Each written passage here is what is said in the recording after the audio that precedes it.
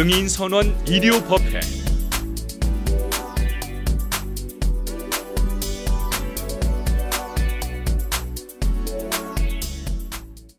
부처님께서는 우리들이 끊임없이 엎따라서 이 광활한 우주를 계속 여행을 다니면서 끊임없이 깨우쳐가는 것이다 그러셨거든요. 윤회라는 게 이 광활한 우주를 끊임없이 우리가 여행을 다니는 거잖아요. 우리가 여행을 하게 되면 어때요? 여행을 떠나는 이유는 왜 그래요? 낯선 길에서 뭔가 우리의 영혼을 일깨우는 뭔가를 만나기 때문에 그렇잖아요.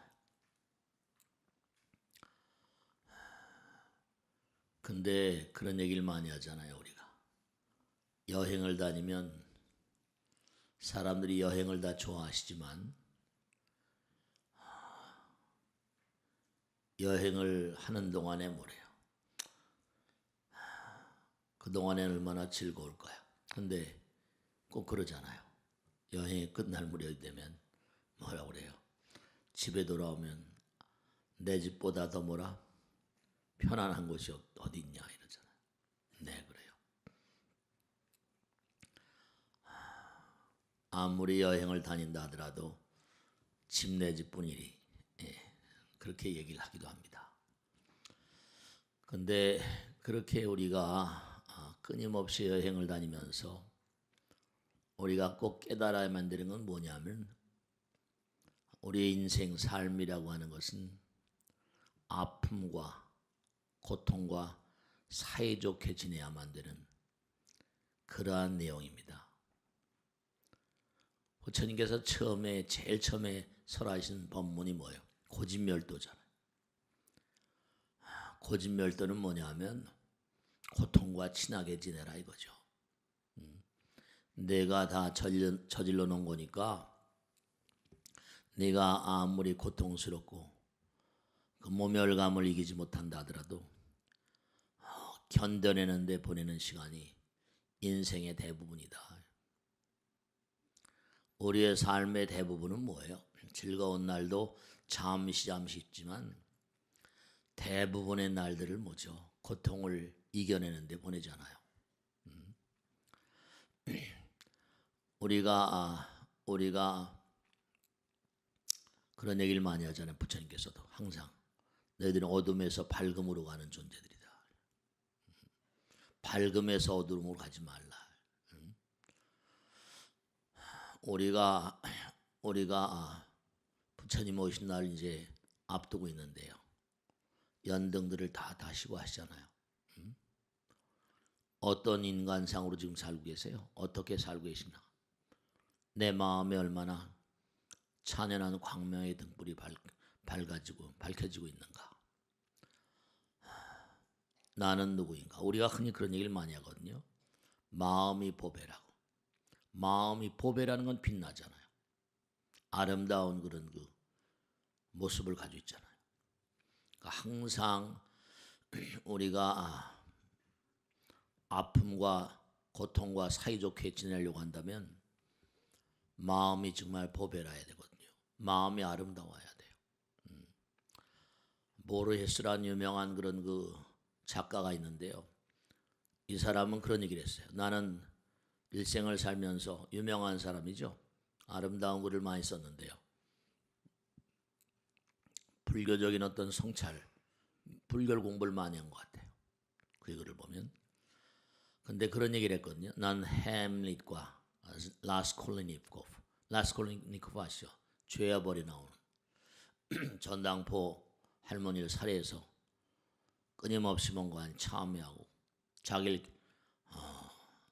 자기를 정말로 개선 광정해 나가는데 최선의 노력을 다하는 인간 라스콜리니코프. 세계 도스토옙스키의 무슨 소설 가운데 인류가 만들어내는 소설 가운데 걸작 중에 하나를 꼽히잖아요. 5대 소설이라고 그러죠. 햄릿, 어떻게 보면 만영에 가까운 용기. 그리고 라스콜리니코프, 나는 그 중간쯤 가는 인간이고 싶었다. 그런 얘기를 했거든요. 여러분은 어떤 존재를 원하세요? 우리가 인생을 살면서 정말 부처님 말씀을 벗삼아 살아가는 이유, 이 종교라는 게 요즘에 뭐 보면 뭐 대통령 선거한다고 그래서 후보자들이 뭐 아내나 뭐 무슨 뭐 일가족들이 스님 좀 뵙고 싶습니다. 뭐 그 자꾸만 선거 때마다 찾아오는데 이 종교가 가진 위력 가운데 하나는 뭐냐면 종교는 사람들이 이렇게 진리의 세계로 응집하는 힘이 있잖아요. 모아들이는 힘. 종교 의식을 통해서 마음이 모이잖아요. 그죠? 그러니까 사람들이 많이 그렇게 들어오시니까 어떤 영향력이 있지 않을까 그런 생각을 하는지 모르겠는데, 중요한 건 뭐냐면 마음이 보배거든요. 정말로 여러분의 마음 가운데 사랑의 마음과 그리고 건강한 몸이 있기만 한다면 아무리 우리 인생 자체가 고통으로 채색돼 있다 하더라도 얼마든지 해결해 나갈 수 있는 그런 힘이 있죠. 부처님이 함께 하시니까. 그러니까 항상 꼭 명심하실 게 뭐냐면, 보배라는 건 뭐죠? 갈고 닦아야 되잖아요. 끊임없이 갈고 닦아야 돼. 그러니까 내가 내 마음을 갈고 닦으면 분명한 사실이, 아무리 고통스러운 인생이라 하더라도 그 아픔을 나름대로 이겨나가면서 살 수 있다고. 인생 전체는 정말로 모멸과 고통을 견뎌내는데 많은 시간을 보내야 돼요. 숙명이거든요. 왜냐, 우리는 이 광활한 우주를 끊임없이 여행을 다니면서 뭔가 깨달음을 자꾸만 그렇게 쌓아가는, 끊임없이 나를 보배로 만들어가는 과정이죠.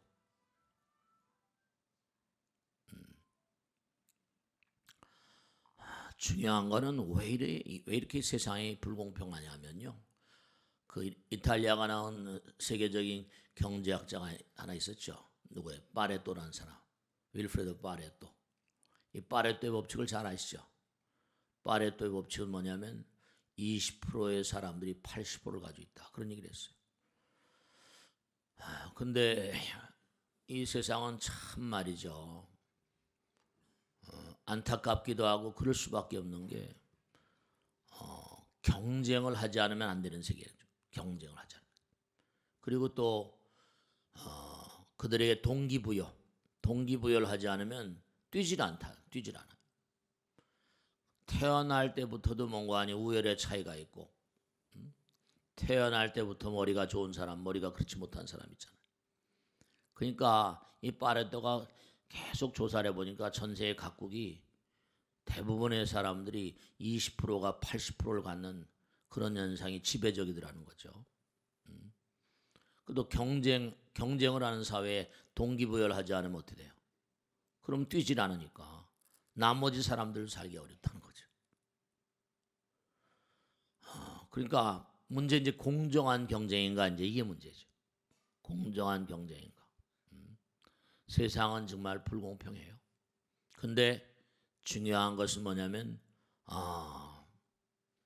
이 경쟁과 동기부여가 불평등을 초래할 수밖에 없지만 그러나 그것조차도 용인을 안 하면 뛰질 않으니까요. 그러니까 참 이 세상이 정말 불공평한 게요. 여러분들 전 세계의 비만으로 인해서 쓰는 돈이 얼마나 된 줄 아세요? 제가 그걸 어느 자료를 보다 보니 깜짝 놀랐어요. 알코올 중독이라거나 기후변화라거나 대기오염 이런 데 드는 돈, 그 돈보다 비만으로 인해서 발생하는 글로벌한 어떤 사회적인 비용이 2조 달러가 넘는다면 2조 달러. 비만이. 전 세계 인구 가운데 10억 이상이 지금 굶주리고 있는데 어떤 사람은 잘 먹고 잘 살아가지고 비만이 돼가지고 각양각색의 질병에 처해 있고 말이죠. 너무 불공평해요. 안타깝잖아요. 세계의 많고만 나라에 많은 사람이 굶주리고 있는데 어떤 사람은 비만으로 살이 쪄서 막 대사증후군이 고혈압 당뇨 와가지고 그러니까 여러분들이 어쨌든 간에 중요한 건 이 세상을 살면서 고통을 이겨내기 위해서 하시러 왔어요. 고통은 어둠이잖아요. 여러분이나 저나 살아가시다 보면 고통스럽지 않은 사람은 아무도 없어요. 누가 고통스럽지 않은 사람이 있다면 나와보라 그래요. 고통은 부처님 말씀에 따르면 죗값이라고 그랬거든요. 왜냐하면 정도가 있다. 정도. 바르게 가야 되는 길이 있는데 그 정도를 일탈하다 보니까 하늘에서 주는 하늘에서 주는 신호 같은 거죠. 너 그 궤도를 일탈하면 안 돼. 그 정도로 가라. 정도. 도를 닦아야 된다고. 사도로 가면 안 되죠. 그럼 징계받아요. 법을 잘 지켰네. 나라님도 마찬가지고 재벌들도 마찬가지. 법을 잘 지켜야 된다. 위법이라거나 불법을 자행하면 안 되죠. 사법, 사되게 또 굴면 안 돼. 그러니까 항상 연등이 되라. 연등이 되라. 더럽고 탁한 연못에 피는 그런 연꽃이 되라. 참 의미로운 거예요. 탁한 연못에 피는 아름다운 연꽃이 되라. 연등. 온 세상을 밝힌 연등이다. 그러니까 여러분들이 꼭 중요한 게 고통을 이겨내려면 몸과 마음이 정말 건강해야 돼요. 몸과 마음도 건강해야 되고 몸도 건강해야 돼요. 너무 비만 너무 많이 들지 마시고. 요즘에 소요양생 이른바 중국에서 나온 고전도 마찬가지. 요즘에 의사들도 똑같은 얘기합니다. 소요와 양생, 중국의 옛날부터 내려오는 보전이죠, 그죠? 양생의 어떤 보전인데 거기도 나오잖아요. 가능한 한 소식하라, 소식하라. 요즘에 의사들도 작게 먹는 게 수명에 이롭다고 그러잖아요. 소식하라고 그러고 항상 먹고 하니 잘 아시는 것처럼 술 마시고 담배 피지 말라는 건 다 나오고 규칙적인 운동하라고 그러고.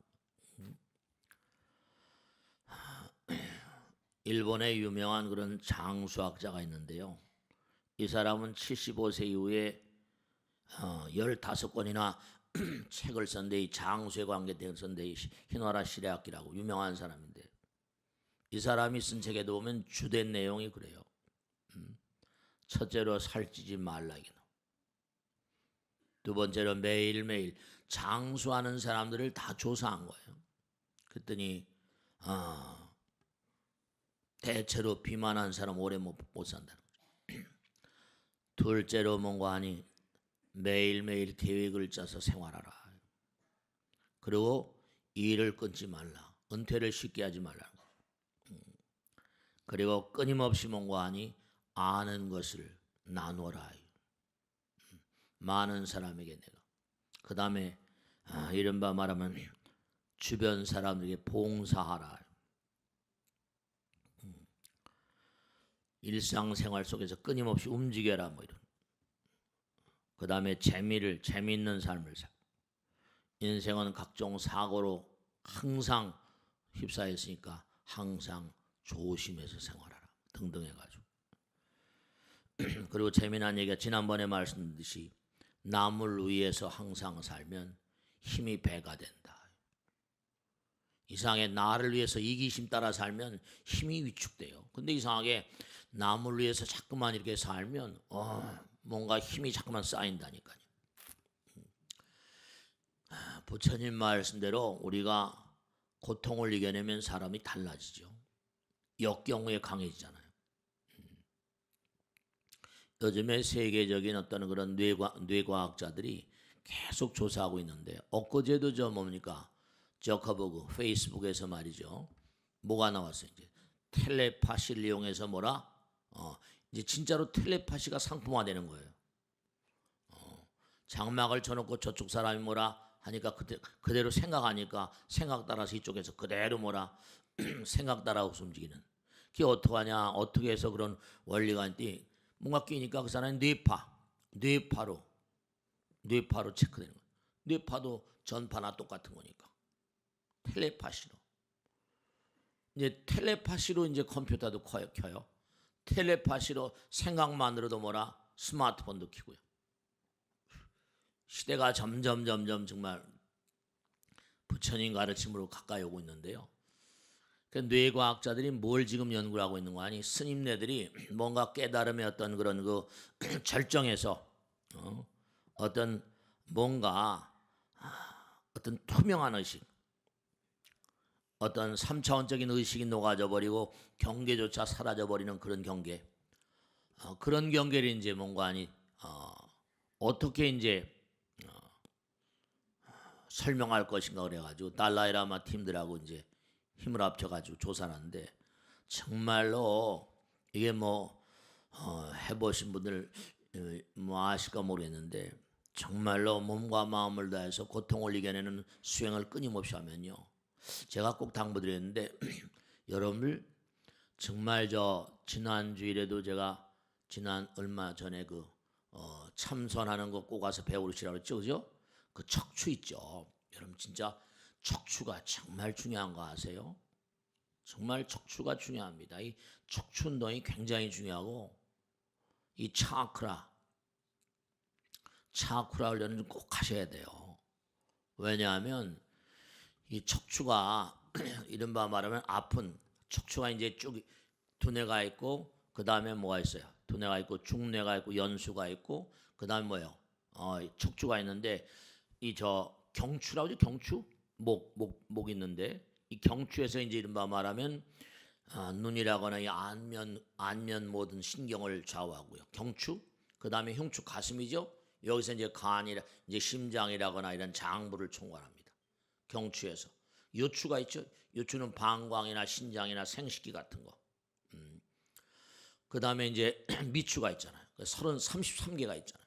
미추는 이제 척추가 몇 개 모여가 4개 모여가지고 이러면 미저골이라고 하는데 척추에서 모든 신경이 다 나와요. 그러니까 앞부분은 감각신경이고 뒷부분은 뭐라 운동신경이거든요. 그러니까 뭐 우리가 뭐 인맥, 동맥 이렇게 말하는 그런 거 한의학에서 나온 거 똑같은 비슷한 얘기인데요. 척추를 굴신과 이완 음과 양이거든요. 그러면 이게 전기 발전기 같아요. 몸이 자꾸만 뭔가 부드럽게 온몸에 맥혔던 그런 그 혈자리를 다 뚫어주는 거니까.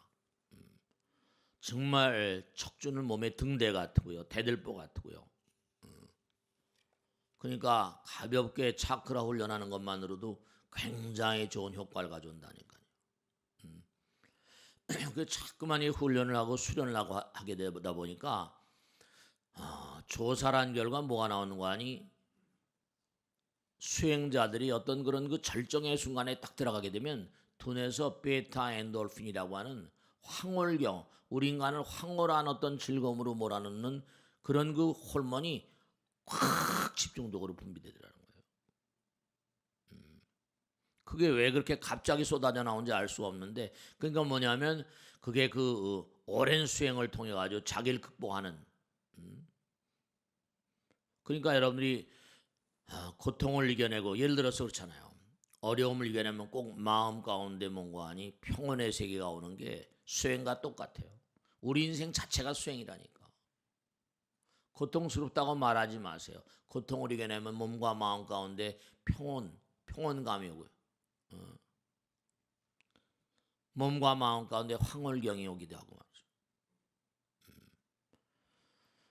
그러니까 자아가 사라지고 이른바 말하면 세계상 모든 게 다 사라지고 고통도 사라지고 한없는 평안의 상태로 오는데 그때 몸 가운데 가장 강력한 면역체, 우리 몸에 정말로 가장 강력한 면역체라고 하는 베타 엔돌핀이 다량이 쏟아져 나오는데 그러니까 계속 뭔가 아니 의식의 집중력을 계속 키워나가는 가운데 어떤 물리적인 장벽을 뛰어넘는 내적인 폭발이라고들은 표현하는데 황홀경 같은 거. 그때 뭔가 아니 분비가 되는. 그렇죠. 우리 몸과 마음 가운데 호르몬 같은 게 분비되는 것도 어떤 상황이 되면 호르몬이 집중적으로 막 나오잖아요. 예를 들어서 화를 막 내버리면 어때죠? 아드레날린이 막 쏟아져 나오는 것도. 그러니까 이게 참 묘한 메커니즘으로 돼 있어요. 대단히 묘한 메커니즘. 이렇게 되면 법당에 오셔가지고 부처님 말씀을 이렇게 귀담아 들으시고 경청하고 그러면 두뇌에서 도파민이 막 분비되고 그 자꾸만 뭔가 훈련함으로 인해서 자꾸만 화를 내거나 진짜로 웃기는 얘기라고 할까요? 재미난 얘기가 거짓말도 자꾸만 하면 거짓말을 자꾸만 하는 사람들의 두뇌는 평범한 사람들하고 좀 두뇌가 다르답니다.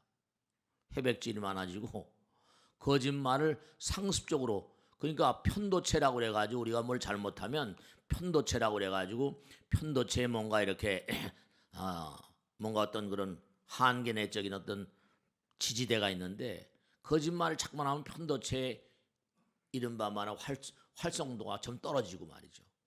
상습적이 돼버리면 진짜 사기꾼이 되고 말이죠. 그러니까 이른바 말하면 거짓말도 아이들 조그만 아이들도 거짓말해야 하네요. 조그만 아이들도 거짓말한다니까요. 그럼요. 우리 법당에 나오는 보살님이 스님 정말 자기가 손주 저 아들하고 며느리가 이제 일을 나가니까 자기가 손주 본데 스님 어떻게 생각 자기가 아들을 키울 몰랐는데 손주 키울 때 밖에 나가서 은날하고 난 다음에요 흙으로 싹 덮더라는 거예요. 흙으로 싹 덮더래요. 남한테 안 보이고 싶은 거죠. 지저분하고 더러운 건 아니까. 그러니까 여러분들이 색즉시공 뭐죠?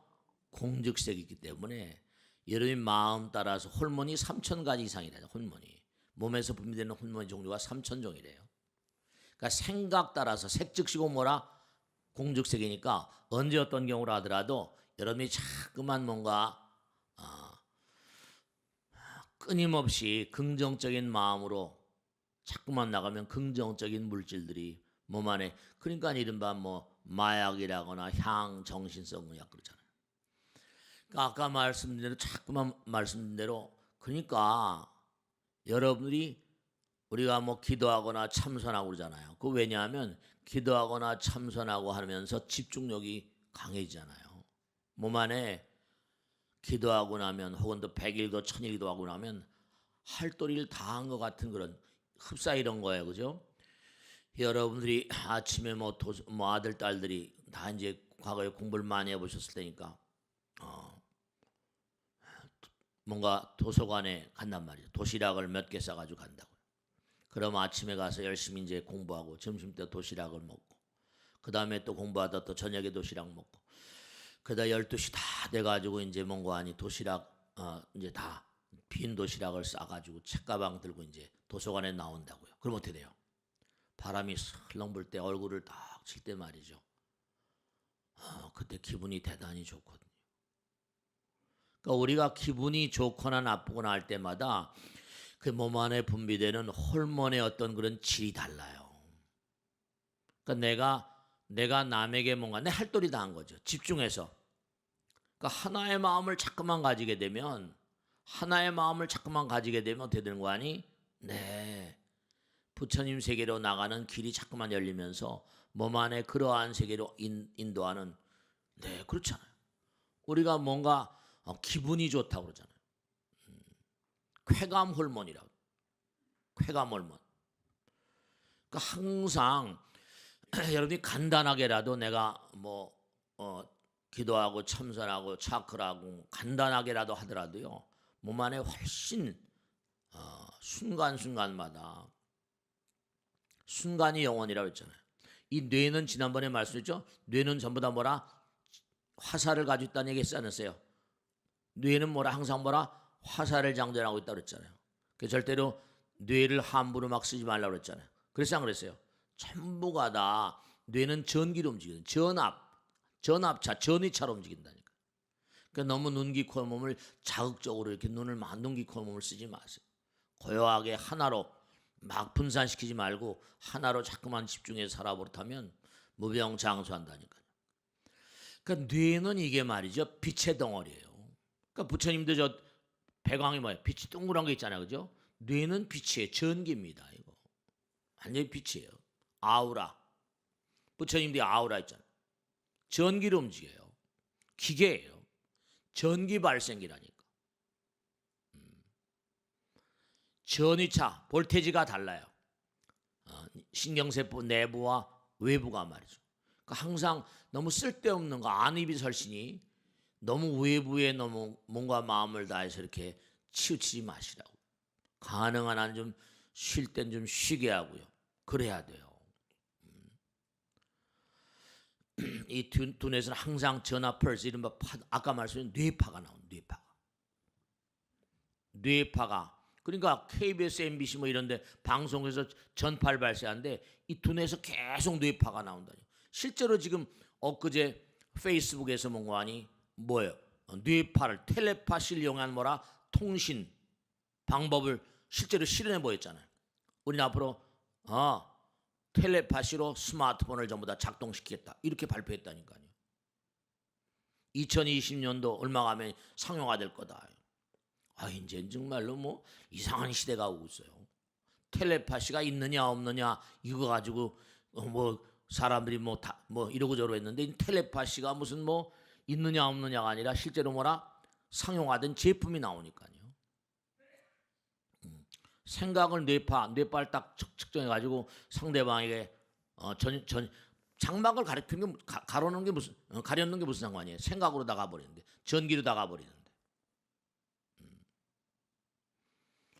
그러니까 여러분들이 이와 같은 시대일수록 정말로 몸과 마음의 건강에 유념하셔야 된다. 쓸데없이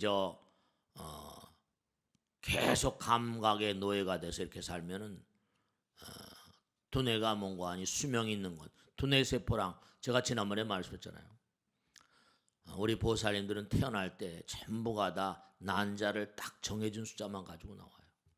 두뇌 세포도 이게 딱 일정한 숫자 끊임없이 뭔가 아니 인간 이 두뇌 세포의 어떤 그런 세포 배양기라고 할까 이게 두뇌라는 게 이게 말이에요. 세포 배양기라고 그럴까? 참 대단히 중요한 시스템이거든요. 여기서 무슨 전기를 발생시키기도 하고 또 무슨 감각과 지각을 전부 다 체크하고 기억을 만들고 말을 만들어내고 이게 전부 다 두뇌 일이잖아요. 그러니까 두뇌를 좀 쉬게 해야 돼. 제가 언젠가 말씀했죠. 낮에 깔딱 졸아도 머리가 어떻게 돼요? 머리가 맑아지잖아요. 5분 10분 쉬어도. 왜냐하면 부처님께서 경전에 나오잖아요. 항상 우리가 정말 부처님 감사합니다. 그러고 살아야 됩니다. 정말 복잡했던 두뇌가 부처님께서 뭔가 어루만져 주시니까 뭔가 회로가 정리가 된다는 거예요. 그러니까 컴퓨터 같은 거 이런 것도 전부 다 뭔가 아니 뭐 수선을 하고 하는 것처럼 두뇌는 정말로 이게 부처님과 통하는 세계니까요. 그러니까 꼭 당부드리겠는데 이게 척추의 이완과 굴신 이걸 부드럽게 좀 이렇게 꾸준히 수행하시고 참선하시고 하면 여러분들 스스로도 몸과 마음 가운데 변화를 느끼실 수 있어요. 그러니까 우리가 가만히 보면은 참 하나하나 수행을 하거나 부처님 말씀을 벗삼아 살다 보면 신비로움이라는 거 여러분들 신비롭다 그런 얘기를 많이 하죠. 참 신비로운 게 많아요. 참 신비로움, 미스테리어스하다고 할까. 우리나라도 마찬가지지만 이 외국을 이렇게 다니다 보면 정말 어때요? 그 종교 예를 들어 성당이라거나 이런데 뭐 이런데 보면은 정말로 그 신비로움이라는 게 모든 과학과 예술의 어떤 근본적인 바탕의 역할을 하거든요. 신비로움이라는 게 뭐예요? 가장 심오한 세계에 대한 우리 어떤 지각 능력의 어떤 그런 표현이라고 할까요? 신비롭다. 신비로움. 그 신비로움은 정말로 인간의 두뇌가 이른바 말하는 인간의 두뇌가 가지고 있는 가장 그런 두뇌의 어떤 세계라고 할까요? 우리 인간이 가지고 있는 가장 그런 탁월한 능력 가운데 하나가 신비로움에 대한 어떤 지각이거든요. 찬연히 빛나는, 여러분이 하늘에 빛나는 별들 바라보면서 뭘 느끼세요? 뭔가 알 수 없는 신비로움. 그러니까 인간이 한없이 별들에 대한 어떤 그런, 그러니까 우리가 신문을 보면 하늘의 별들에 대한 얘기가 많이 나오죠. 과학에 대한 얘기. 그러니까 이 신비로움이라는 게 결국 뭔가 아니 그 안에는 아름다움과, 그죠? 정말 경건함과, 그러니까 종교의 어떤 그런 성소 같은 성당이라거나 법당 이런 데는 전부 다 뭐죠? 아름다움으로 장엄이 돼 있잖아. 불교에서도 원화 승복 뭐라 변장엄이래. 장엄이 장엄. 심장엄, 신장엄, 세간장엄. 그 장엄이란 말이 정말 장엄, 아름다움, 그 신비로움. 그러니까 모든 어떤 예술 같은 것들은 그 신비로움의 어떤 그런 세계를 우리가 이제 뭔가 터득할 수 있도록 표현해내는 거죠. 그러니까 마음이 뭐라? 마음이 왜 보배라고 하는가? 마음이 내 마음 가운데서 모든 게 다 나오니까 마음이 보배거든. 신비로움의 세계, 신비로움, 아름다움, 진선미. 그 신비로움이라는 건 정말로 뭔가 영원한 광명과 같고 신비로움에 대한 인간의 경외감, 이런 것들이 종교로 승화되는 거죠. 그 종교가 이제 뭐 예술과 문화를 다 담고 있고, 종교가 또 과학의 원리이기도 하고 그렇잖아요. 아까 말씀드린 대로 종교는 또 뭔가 아니 진리를 상대로 하니까, 법을 상대로 하니까, 종교는 사람들을 뭐라 묶어내는 힘도 있죠. 응집력을 가지고, 응집력. 그러니까 서양사나 동양사를 다 훑어봐도 전부 다 탁월한 인물들, 거의가 다 나라를 다스린 그런 인물들은 뭐예요? 전부가 다 종교와 나름대로 손을 다 잡고 있잖아요. 서양의 로마라거나 뭐 콘스탄티누스 대제, 로마 모든 그런 로마 시대 모든 문명이 전부 다 종교하고 같이 맥을 같이 하죠. 로마네스크니 무슨 고딕이니 뭐 비잔틴이 전부가 다 아름다운 게 다 종교. 바티칸 같은 데 봐요. 너무 아름다운 양식 같은. 전부 다 종교, 그 신비로움 이런 그런 데서 뭔가 아니. 그러니까 우리나라도 뭐 에밀레종이니 뭐 있잖아요. 석가탑이니 뭐 무영탑 전설이니 전부 다 몸과 마음을 던지는 그런 마음 가운데, 어떤 경외로움 가운데. 그러니까 진리는 하나이기 때문에, 하나는 영원이니까 영원에 대한 어떤 감각이랄까, 영원에 대한 지각 능력이랄까, 영원. 그러니까 신화, 우리가 신화라는 말, 프로이드도 가만히 보면요, 프로이드가 자기가 꿈을 자꾸만 연구하다 보니까 꿈을 어떻게 해석할까 그러다가 결국 뭐라, 이 사람이 그리스 신화에 주목을 합니다. 그 프로이드가 그리스 신화를 아주 연구를 많이 했어요. 그래서 웨디푸스 컴플렉스. 웨디푸스 컴플렉스는 뭐예요? 아들이 뭐라? 엄마를 사랑하는 마음. 실제로 그래요. 딸이 아버지를 사랑하는 마음. 그게 킹 웨디푸스에서 나오죠. 그러니까 인간의 근저에 뭔가 깔려있는, 그러니까 신화가 뭔가 아니 인간의 어떤 의식의 원류를 설명해주는 그런 세계가 있다니까요. 신화, 신들의 얘기라면 신들의 얘기. 우리가 신화를 그냥 뭐 가공된 거를 이렇게 뭐 이렇게 치부하고 그럴 게 아니라니까요. 신화 전설 그 안에는 뭐라? 영원의 예지가 담겨 있고. 그러니까 프로이드가 상당히 신화에 대해 연구를 많이 하고, 그러다 보니까 또 뭔가 아니 그 제자 융은 또 뭐라? 불교에 또 심취돼 가지고 그래서 이제 나오는 게, 프로이드는 잠재의식이라는 말을 뭔가 아니 신화에서 끌어내잖아요. 그리고 이제 이른바 이용은 이제 불교에서 이제 집단무의식, 우주무의식 이런 얘기를 이제 끌어내고. 그러니까 우리가 현실 세계를 뛰어넘는 신비로움의 세계를 신화라거나 전설이라거나 혹은 뭐 종교의 어떤 그런 그 궁극의 세계라거나 이런 데서 이제 뭔가 그 수로들을 빌려온다니까요. 그러니까 공부를 쭉 이렇게 해보시다 보면 이게 어떻게 된 게 이런 내용이 신화와 맥을 같이 하는가, 아니면 이런 내용이 어떻게 종교와 맥을 같이 하는가. 왜냐하면 신비로움 세계라는 게 결국 종교와 맥을 같이 하는 거거든요. 네. 중국 칭하이 성에서 지난번에 몇 년 됐잖아요. 기가 막힌 게 겨울인데 뱀들이 말이죠. 뱀은 동면하잖아요, 그죠? 동면을 하는 뱀들이 막 눈 위에 나와서 얼어 죽어 있는 거야. 그리고 그냥 막 뱀들이고 개구리들이. 그래가지고 아무리 이상하게 돼가지고 내가 뭐냐면 이거 안 되겠다 그래가지고 이게 좀 이상한 징조라고 그래가지고 뱀들이 잠자다 왜 동면을 하다가 일어나요. 그래가지고 이건 뭔가 비상 사태 같다고 그래가지고 100만 명을 소개 작전인데 아닌가 다를까 7.8인가 뭐 대강진이 와가지고 다도 쑥밭이 나버렸는데 100만 명을 피신했다는 거야. 뱀들이 뭔가 지기를 간파할 수 있는 힘 같은 게 신비로운 건. 뱀들조차도 뭔가 통하는 그런 색이 있다니. 그러니까 신화 전설 같은 이런 신들의 얘기, 이런 얘기 가운데는 우리의 실상을 볼 수 있는 어떤 방식을 거기서 우리에게 제공하고 있다니까요. 그러니까 프로이드도 계속 뭔가 아니 꿈을 연구하다 보니까 설명할 방법이 없는 거예요. 그러니까 신화에 주목을 해서 신화를 파고 들어가서 오이디푸스 컴플렉스, 일렉트로 컴플렉스 이런 거 다 신화에서 끌어낸 얘기들. 그러니까 우리가 세상을 살다 보면 정말 이게 다 마음의 세계잖아. 그러니까 뭔가 빙산의 일각이다, 눈에 보이는 것. 그러니까 가만히 보니까 꿈을 계속 채집하다 보니까 여러 가지 뭐 최면을 걸고 하다 보니까 베라벨리가 다 나오잖아.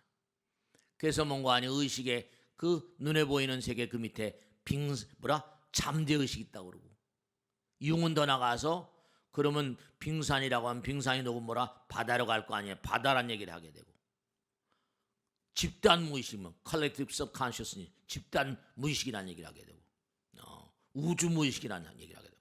그러니까 우리가 사는 삶의 현장 가운데서도 펼쳐지는 여러 가지 내용들이 신화와 전설, 그러니까 신화와 전설을 맹탕 무시할 게 아니라니까요. 실제로 뭔가 아니 그리스 신화 같은 데 꿈이 널려 꿈, 선몽도 있고 선몽 있으면 악몽도 있잖아요. 선몽, 악몽이 있다니까. 선몽은 언제 꿔요? 악몽은 언제 꿔? 그렇지. 마음이 뭔가 그렇잖아요. 미래를 보는 꿈. 그 미래를 보는 꿈이 어떻게 가능해요? 과거, 현재, 미래가 한 통속으로 놀아버리는. 그걸 뭐죠? 내 마음의 장벽이 깨져버려요. 그런 미래를 보게 되는 거예요. 내 마음의 장벽이 깨진다는 건 뭐죠? 내가 영혼의 뭔가 문턱에 들어서는 거예요. 그거 어떻게 가능한가? 그런 게 이제 이른바 말하면 마음의 몰입의 경지 같은데. 그러니까 종교 신화에는 꿈이 널려 있다니까요. 그러니까 부처님 경전도 제일 처음에 나오는 게 마야 부인의 흰 코끼리 꿈 아니에요. 그걸 프로이드 꿈의 해석책 이름이. 그러니까 여러분이 매일매일 잠을 주무시면서 뭔가 언젠가 말씀했죠. 잠을 자면서 죽음을 배우고 꿈을 꾸면서 또 다른 차원의 세계를 배운다고 그러죠. 꿈에서 또 영감이란 말도 쓰고, 영감, inspiration, 영감이란 말, 영적인 감각이라는 거야. 영적인 감각. 이게 다 신화와 전설과 종교에 등장한 얘기죠. 그 우리가 어떤 문제를 해결하려고 할 때도 뭔가 아니, 정말 타성의 어떤 갇힌 인간의 어떤 삶이 영혼과 연결돼 있음을 깨달은 사람들. 우리가 매일 사는 이 삶이 중요한 게, 매일 사는 삶이 마음이 보배롭죠. 매일 타성에 갇혀 사는 삶이 뭔가 영혼과 연결돼 있음을 깨달은 사람. 이 사람은 우리의 삶과 인생이 정말로 향연임을 깨닫게 되죠. 우리의 삶이 뭔가 영혼과도 연결되어 있고 향연이고 삶의 어떤 황홀한 경지. 아까도 말씀드렸듯이 요즘에 두뇌공학자들이 수행을 하다가 뭔가 열린 어떤 환희와 법열의 세계 같은 거, 어떤 그런 그 절정에서 오는 희열과 선열이야, 선열. 그게 뭔가 아니? 삶이 뭔가 고통을 이겨냈을 때 주는 어떤 황홀경 같은 거, 그게 실제로 말이에요. 신비한 세계 같은 거. 그러니까 몸과 마음을 내서 자기가 정말 열심히 수행하다 보면요, 정말 신비로움의 세계가 열리거든요. 환희와 법열의 세계. 그러니까 제가 자꾸만 여러분을 수행을 평상시에 해보라고 말씀인 거죠. 당장 수행을 하게 되면요, 아까 베타 엔돌핀 같은 게 몸에 잠깐 분비되면요, 면역력이 왕성해지고 NK 셀스, 이른바 말하면 Natural Killer Cell이라고, 절대로 여러분죠, 정말 건강해집니다. 평상시에 수행을 생활화해 버릇하세요. 이제 우리 인류가 살아남을 수 있는 길 가운데 하나는 아까 말씀드린 신화의 세계라거나, 이 신화가 우리하고 전혀 상관없는 게 아니에요. 영원의 세계라거나, 마음이 보배거든요. 마음이 광명이에요. 우리의 삶이 영원과 연결되어 있다는 깨달은 사람들, 이 사람들은 우리의 삶이 뭐라? 향연일 수가 있죠. 황홀경일 수가 있고. 그러니까 수행자들이 뭔가 하니 거기에 몸과 마음을 던지는 거예요. 여러분들은 뭔가 하니 돈을 많이 벌어야겠다, 명예를 더 날려야 되겠다, 이렇게 하고 살아가시지만, 전 제가 자꾸만 이렇게 여러분과 만나서 말씀드릴 때마다 수행하라, 이렇게 수행하라, 이렇게 말씀해요. 기도해보라. 전 그게 업이니까. 그러니까 여러분이 자꾸만 뭔가 하니 몸과 마음을 다해서 여러분이 원하시는 물질 세계 거지만, 전 매일 사는 게 머리 깎고 그거 부처님 세계만 연구하니까. 황홀경 속에서 한번 해보라. 몸과 마음을 던져서 해보라. 그러니까 저는 이제 여러분들하고 삶의 각도가 좀 다르지만, 여러분들이 뭔가 하니 뭔다, 한 형제 자매 같으니까 말이죠. 그러니까 우리가 뭐 꿈속에서 영혼을 만나고, 영감을 통해서도 영적인 감각이 있고, 또 신화에서 프로이드 같은 사람도 뭐 신화를 연구해서 웨디브 컴플렉스, 뭐 일렉트로 컴플렉스 이렇게 다 만들어내고, 융이라는 사람은 뭐 불결 연구해가지고 뭐 우주무의식 이런 얘기를 해놓고. 그러니까 문제를 해결할, 여러분이 말씀이죠, 문제를 해결하려고 할 때 뭔가 하니 그런 얘기 많이 하잖아요. 문제를 종이에 한번 써보라. 그리고 뭔가 그 골몰한 마음으로, 그렇죠, 문제를 한번 써보세요. 골몰한 마음으로 자꾸만 뭔가 하니 파고 들어가 뭐 생각하다 보면 분명히 답이 오거든요. 왜냐? 부처님은 우리 모두 함께 계시니까요. 그러니까 여러분이 이걸 꼭 아셔야 됩니다. 내가 만약에 10억 정도, 10억 원 정도, 그 저는 뭔가 아니게 머리 깎고 사니까 여러분들의 삶에 도움을 드릴 수 있으면 이제 그런 거 한번 원용해 보시라 말씀인 거죠. 10억 원 정도 매출 올리는 그런 회사다 이겁니다. 그럼 내가 100억 정도를 뭐라 올리고 싶다. 그럼 어때요? 중요한 거는 뭐냐면 시스템이 받쳐요. 시스템을 바꿔야 돼. 우리나라도 지금 여러 가지 어려운 상태에 있고 막 이런 것 자체가 시스템, 예를 들어서 무슨 뭐 공정한 경쟁을 위한 어떤 그런 뭐 어떤 법이랄까, 무슨 뭐 여러 가지 뭔가 시스템을 좀 바꿔야 돼. 기업을 운영하는 사람 오너들은 오너들대로 뭔가 자기의 마음의 자세를 좀 바꿔야 될 것이고, 여러 가지 경쟁 제한적인 어떤 그런 규제 같은 걸 과감하게 좀 풀고 해야 될 것인지, 뭔가 시스템을 좀 바꿔야 돼요. 우리나라가 지금 여러분 어떻게 생각하세요? 뭐 지금 뭐 2만 달러에서 3만 달러 지금 뭐 20년째 못 가고 있다는 거 아니에요, 그죠? 3만 달러. 그럼 2만 달러에서 3만 달러가 간데, 그러면 20년째 못 가고 있는 게 꼭 뭐 국민들의 잘못인가? 국가의 어떤 그런 시스템 같은 것도 문제라니까요. 함께 가야 되는 함께 시스템. 결국 중요한 건 뭐냐면 이 시스템을 개척하기 위한 전부 다, 그러니까 생각해 보세요. 어제도 제가 신문을 보면서 참 이거 참 정말 점점 정말로 머리를 쥐어 짜낸다고 그럴까? 페이스북에서 뇌파로 이제 컴퓨터를 끄고 키고 텔레파시 시스템을 개혁하기 위해서 정말로 이 사람들이 비상한 노력을 하고 있구나. 아이디어를 짜내려고. 그 사람들은 아이디어 계속해서 앞으로 나가지 않으면 못하죠. 자기 회사가 죽으니까 영감에 찬 노력을 꾸준히 해야지. 그러니까 항상 중요한 게 뭐냐면 세상을 지배하는 이 세상을 지배하는 가장 중요한 문관이 내 방편이랄까. 여러분 조조 아시죠? 조조 많이 나오죠. 조조와 제갈량 중국 역사에 뭐 탁월했던 그런 인물 가운데 뭐 조조를 여러 가지 얘기를 합니다만 조조라는 사람이 보통이 넘는 사람입니다. 그 사람 원래 조조가 뭐 하는 사람이에요? 환관 아시죠? 환관의 가문 출신이라니까. 근데 뭔가 어떻게 하다가 이제 자기가 뭔가 천하를 제패하겠다는 뜻을 가지고 구현령이라고 하죠. 현명한 자를 뭐라 내가 구한다라고 그냥 방을 쳐놓고 뭐라고 나오는 거니 그 조조의 옛날 그 글에 보면 그냥 나는 그러니까 인재 탁월한 인재면 누구도 좋다 이거죠. 그러니까 이제 조조가 이제 여러 가지로 비난의 소리를 듣는 것 가운데 형수와 사통한 사람이거나 뇌물을 받은 자도 능력만 있으면 받아줄 것이며 불효자조차도 능력만 있으면 기용하겠다. 그러니까 탁월한 제사들 결국은 뭐냐면 이 우주의 이 지구뿐만 아니라 이 우주의 사업은 사람 사업이거든요. 사람 사업이에요. 사람을 얼마나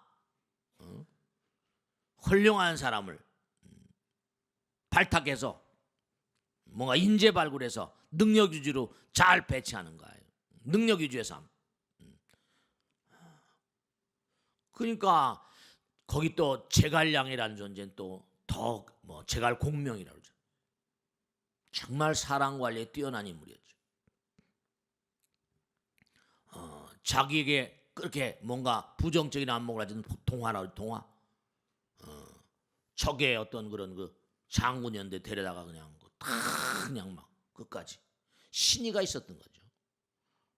유비하고의 유비가 죽은 다음에 얼마든지 뭐 다른 생각할 수 있었을 텐데 신의를 끝까지 지키죠. 그러니까 제갈공명이라는 이름이 지금까지 나오는 것처럼 결국 뭔가 아니 우리가 회사도 마찬가지고 개인도 마찬가지고요. 여러분들이 왜 자꾸만 수영을 하고 부처님 법문을 공부하자고 그러고 하는 거 아니? 지금도 봐요. 프로이드도 자기가 자꾸만 꿈에 대해서 연구하다 보니까 꿈에 대한 세계는 전인 미답의영역이잖아요. 그러니까 이게 뭘까? 자꾸만 연구하다 보니까 신화를 파고들고 종교를 파고들고 그러잖아요.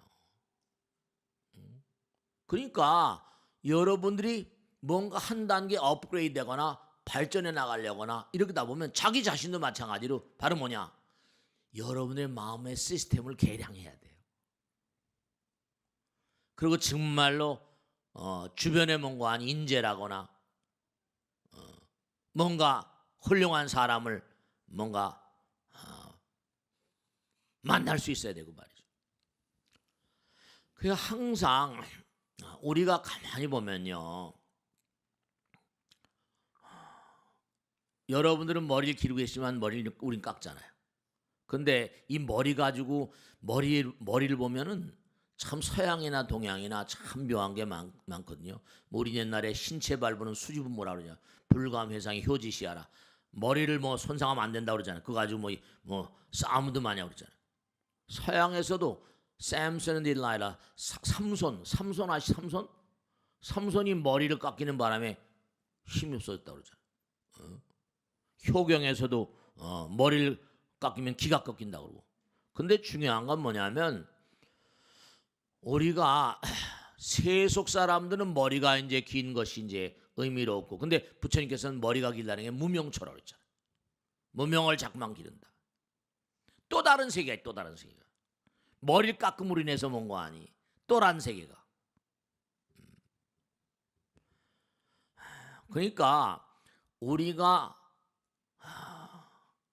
뭔가 내려놓는 마음, 머리를 다 깎고 내려놓는 마음. 여러분은 머리를 깎아보지 않으셨으니까. 근데 대체로 보면 미국에서도 뭐 제프 베조스라거나 뭐 좀 이렇게 그런 친구들은 머리를 빡빡 깎고 매일 등장하고 말이죠.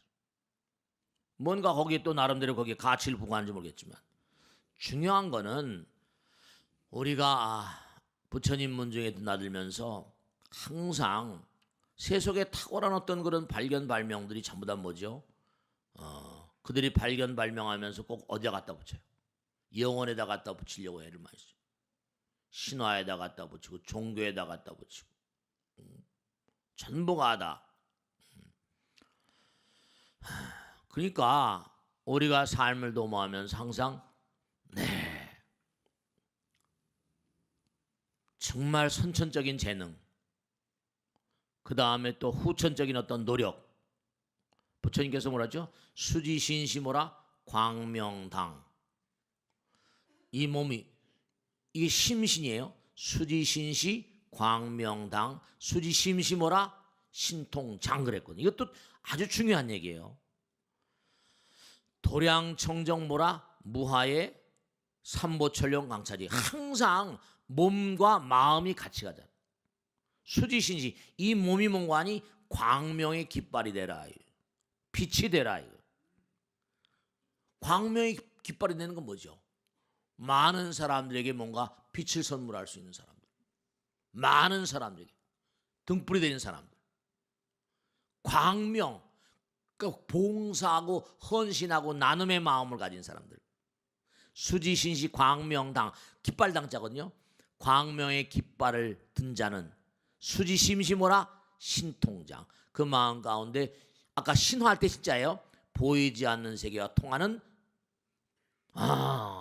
창고가 된다. 수지신시 광명당이요 수지심통장이라. 도량청정무화의 뭐라 삼보철령광철. 도량이 이른바 몸도 도량이에요. 도량에는 세 가지. 신정토, 몸, 심정토, 그 다음에 세간정토. 이게 다 도량이란 말이에요. 그러니까 몸이 맑고 깨끗하면 그 자리에 뭐라 삼보철령광찰인 거죠. 거의 같은 얘기. 뭐 진인사 대천명 이런 거 다 같은 얘기. 정신일 또 뭐라 하사불성 다 같은 명이죠. 다 같은 내용. 그러니까 우리가 삶을 도모하면서 정말 여러분이 얼마나 마음이 광명으로 가득한가.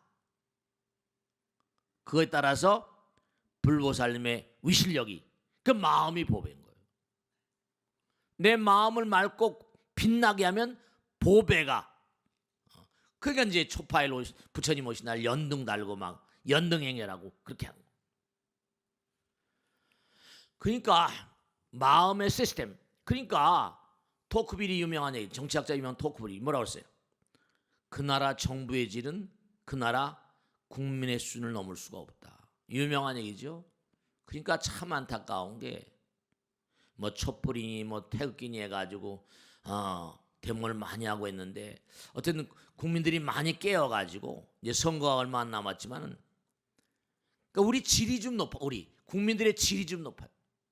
국민들의 수준이 거의 사이먼 쿠즈네츠 하버드대 경제학과 과장했던 그런 그 교수 똑같아요. 사이먼 쿠즈네츠 quality of the nation. 국민의 질이 quality of the goods. 그 나라 상품의 질을 결정짓는다. 국민의 질이에요.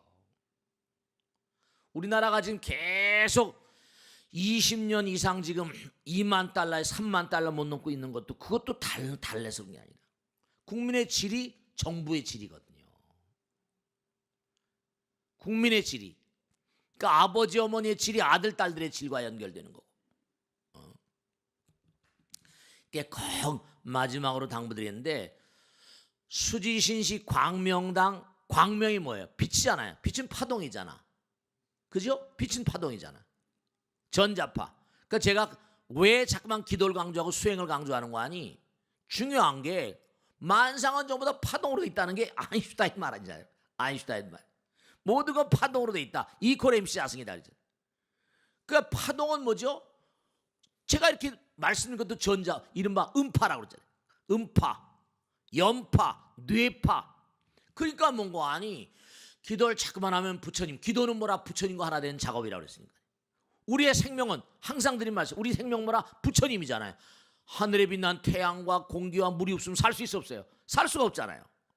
살 수가 없다니까. 빛과 공기와 물은 부처님 영이에요. 부처님 거야. 그러니까 우리의 생명은 부처님이다. 누가 그거 뭐 하겠어요? 우리의 생명은 부처님이다. 기도는 뭐라? 부처님과 하나 되는 작업이다. 일단 부처님 말씀이니까.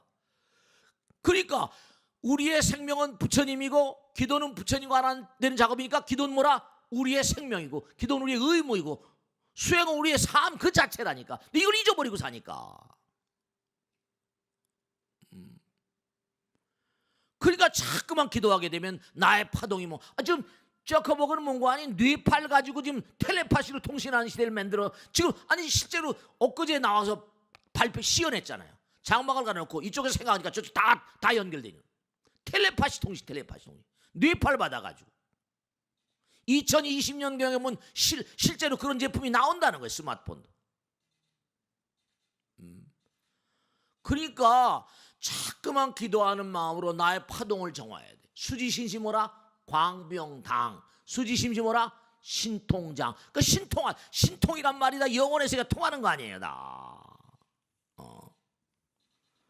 그러니까 항상 변화에는 노력이 수반돼야 됩니다. 타성을 버려야 돼요. 피와 땀과 눈물을 쏟아야 된다니까요. 해탈, 계양 뭐라? 정양, 해양, 해탈향, 해탈지견향. 노력하지 않고 이렇게 공부하는 것도 노력을 하기 위한 뭐라? 어떤 내 마음의 발로잖아. 그러니까 정말로 부처님 오시란 지 얼마 안 남았는데 정말로 마음이 보배고 광명이고 몸과 마음을 다해서 정말로 연등을 밝히는 마음으로 내 마음에 좀 등불을 밝히시고 열심히 정진하셔야 돼. 10억짜리 부자가 100억짜리 부자가 되려면 어떻게 된다? 시스템을 바꿔야 돼. 아시겠죠? 자, 마치겠습니다. 고맙습니다. 네.